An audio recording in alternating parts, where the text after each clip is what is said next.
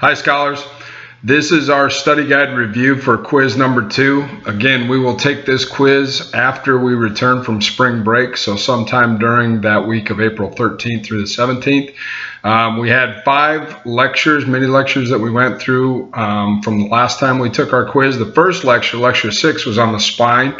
Just a few notes here, and again, you have the study guide that is attached there with this assignment. But understand there are 5 sections starting from the top or closest to the skull and going all the way to the bottom to the tailbone. The first 8 are known as the cervical spine. The next 12 are known as the thoracic spine, which is basically our rib cage area. The next 5 are lumbar spine, the bottom 5, which are the largest. And then you have a bony structure called the sacrum just below the lumbar. And then at the bottom of the spine, you have what's known as the coccyx, or people often call the tailbone. Just understand that in movement with the spine, they're cushioned by what we call intervertebral discs. They help for movement purposes and for support and structure. And then finally, just so that you also understand, our spine, which is part of our central nervous system, is actually our wiring system, or that electrical system that helps electrical impulses go from our brain throughout the rest of the body. Lecture number 7 was on anatomical structure. It also talked about joint types, and I know I talked about joint types last week as well. But understand this, in the human body, we have 206 bones. In the human body, we also have 650 muscles. There are 3 muscle types: striated muscle, which is that muscle that we actually strength train while we are lifting. There is smooth muscle, which makes up the bulk of our internal organs. And then the third type is cardiac muscle, which is a type or a subtype of smooth muscle, but it is specific to our heart. That is cardiac muscle.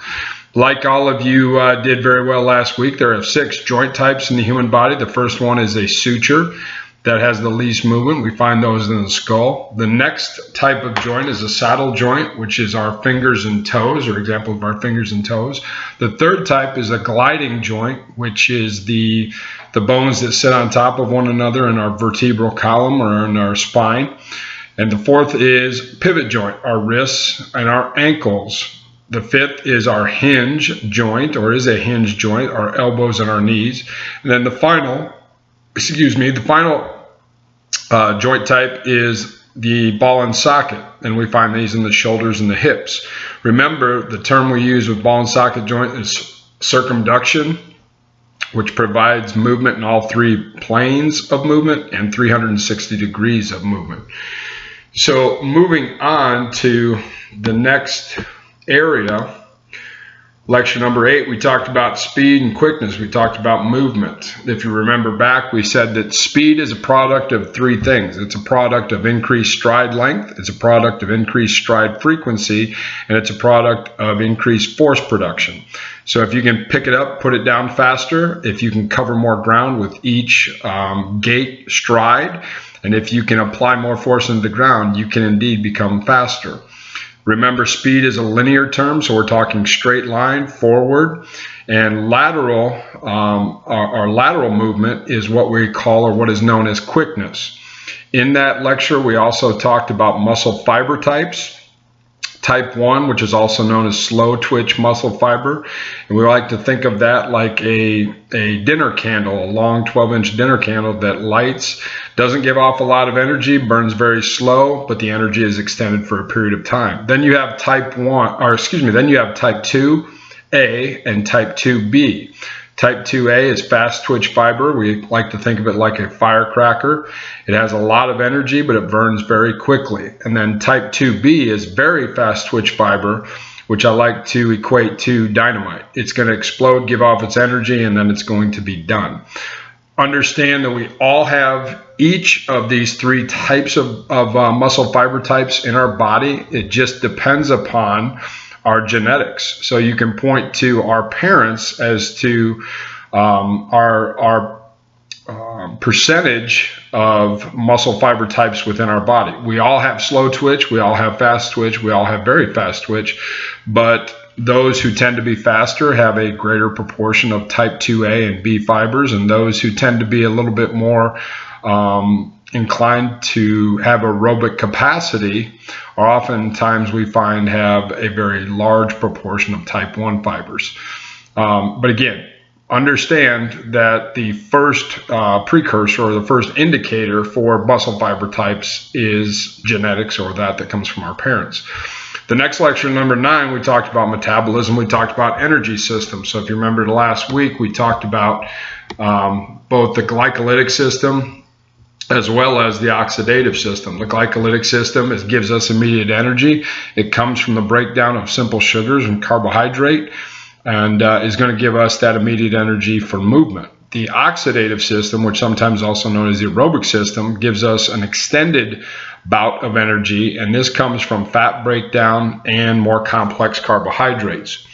With that being said, in body composition, understand we all have 2 types of mass within our body. We have lean muscle mass and we have fat mass. One of the things that sometimes is a misnomer is body weight, because that doesn't necessarily tell you about a person's health or fitness. Going back to body types, ectomorph, endomorph, and mesomorph. If you remember back to quiz number 1, we talked about how every body type can in fact be athletic. And so the misconception there is that mesomorphs are only the athletic type. Within body composition though itself, if you have a higher degree of lean muscle mass, you tend to have a higher BMR, or basal metabolic rate, or that's the rate at which you burn calories. Think of it like the thermostat in your house. If you turn that thermostat up and increase the heat, you're going to be burning at a much higher rate. If you turn up your basal metabolic rate, you're going to be, throughout your day, burning calories at a much higher rate. So some things that you can do to burn calories at a higher rate: obviously cardiovascular exercise, diet. Try to stay away from what we call empty calories. Empty calories are those that do not provide any nutritional value.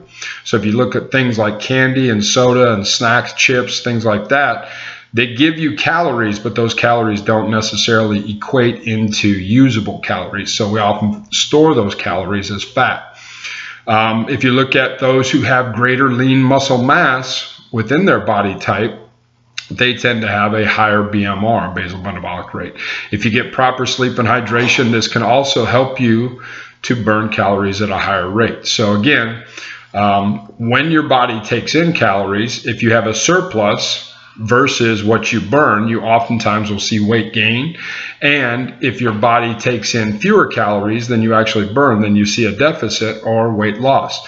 Now understand, this isn't a perfect equation necessarily, but there is the thought that calories in versus calories out, or calories in versus calories burned, often can dictate our body composition and oftentimes body weight.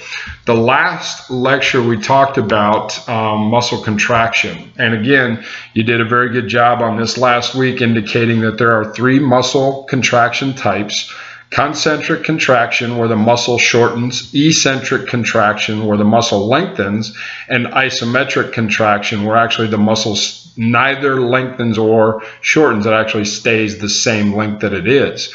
And understand this, and you all did a very good job on this last week, that an eccentric contraction, or the lengthening of the muscle, is where the greatest trauma is caused to the muscle. This is because not only are we adding the force of the load, but we're also adding the force of gravity as we lengthen that muscle. So it tends to create more of what we call micro tears within the muscle, but that gives us a greater capacity to build and grow that muscle back up to get it even stronger. So this concludes the study guide review for quiz number 2. As I said before, this is also going to be attached with your assignment sheet as well as this video. Take a look at the video, follow along with the study guide, and you'll be able to see that I'm sure you'll be well prepared for the quiz when we get back after spring break. Again, we do not have anything with myself and you on Wednesday, Thursday, and Friday. Those are STEMester days. And those will be those activities will be taken care of through our administrative team and through our school counselors. So with that being said, look for the information on that.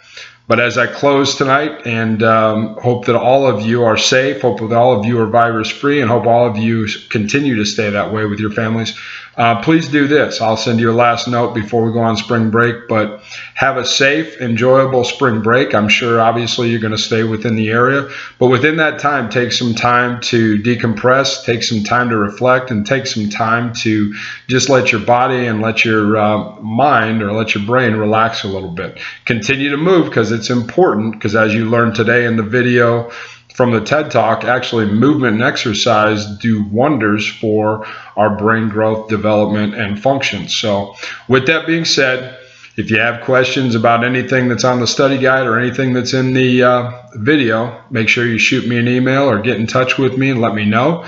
I'll get back with you. But I hope all are well. Best to you and your families. And as always, be great.